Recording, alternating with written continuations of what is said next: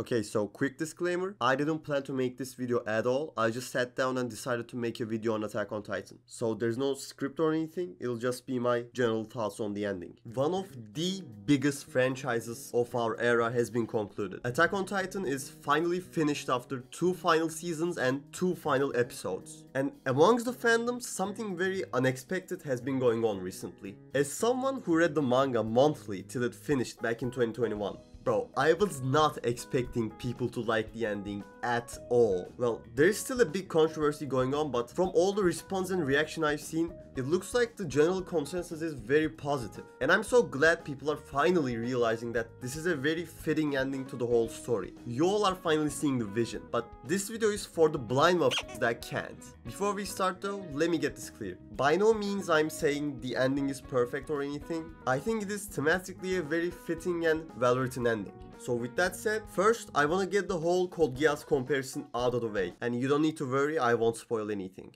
These two characters, Lelouch v Britannia and erenjaeger, are nothing alike. Neither their personalities nor their goals have anything to do with each other. Lelouch is very calm and collected. He plans and thinks before he acts. Eren is the opposite. He usually acts on his emotions without thinking, and he's very immature, unlike Lelouch. In Code Geass, Lelouch has a rather noble goal. He wants to create an ideal empire where his sister Nunnally can live in peace. Again, very much the opposite of Eren, who has an incredibly selfish mindset for the most of the series. And no, you cannot argue that Eren's only aim was to have the people of Paradis live in peace, because he himself states that he also thought he was doing everything to protect his friends, but it was simply not true. He says he wanted to flatten everything. He wanted to see this sight, which we're gonna talk about more in a minute. Now I hope you can see the difference between these two. For real, like, we all anime fans need to stop comparing shit for a second. By the way, the things I mentioned when I was comparing doesn't mean Eren's a poorly written character. It's the other way around. I think he's brilliant. So let's dig into his character a little deeper and talk about why this ending has solidified Attack on Titan as one of the greatest stories ever told.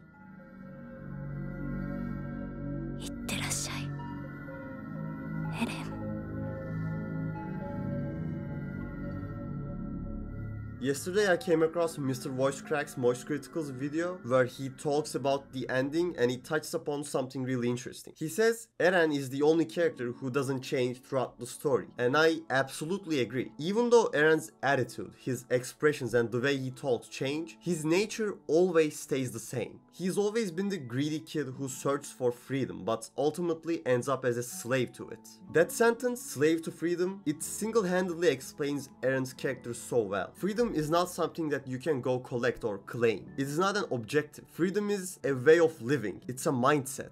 And there's actually a particular character who showcases this perfectly. Luffy, the main character of One Piece. If you've seen One Piece, you'll know what I mean. Luffy is never bounded by the people nor the environment. The places he visited are set free by him, not because he beat the bad guy and saved the people, but because Luffy inspired them. He showed those people what it really means to live freely. And that is exactly what Eren fails to see. He has this false version of freedom in his head, an unoccupied world where he can go everywhere and do anything he wants. It's an extremely childish vision, which is why we see him as a kid when he finally thinks he achieved the so-called freedom he longed for while ignoring the massacre that is taking place below the clouds.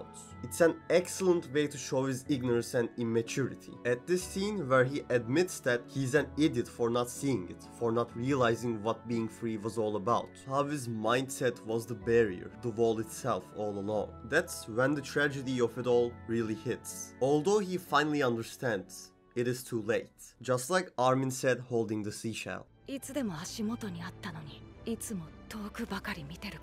Of course, the seashell here is symbolizing freedom, and the whole sequence is a direct reference to the finale of season 3. Which again, while everyone is fascinated by the ocean, seeing the beauty of the world, Eren is still obligated by his ideals, questioning whether he can be free if he destroys the other side. In reality, he was just creating another wall for himself instead of appreciating the moment, which is again something only people who are actually free can do, like Armin. So to me, Eren is someone who couldn't understand freedom till it was too late. Someone who was enslaved by their own ideals. And I genuinely think this was a brilliant choice to convey the message through failure so it has even a greater impact on the audience. And that brings us to the culmination of everything that had happened in Attack on Titan. Isayama as an author usually approaches his story in a very realistic, grounded way, which is something I love about Attack on Titan. But I also adore how it always emphasizes the feeling of hope.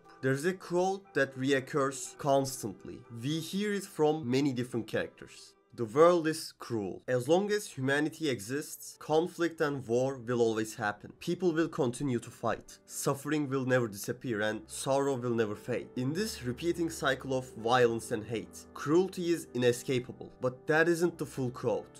The world is cruel, it's also very beautiful. Ymir went into the tree while she was escaping the dogs and the soldiers. She entered the tree and started the cycle as a result of the cruelty. However, in the final scenes, the boy we saw wasn't running away from anything. He was discovering nature with his dog by his side. Even though he might continue the cycle, cruelty and pain didn't bring him there like Ymir. To me, it seemed like the exact opposite. He went there by his own will, his own freedom. So like Armin hoped, maybe, just maybe, the choices they made, the struggle to understand each other, really did change something.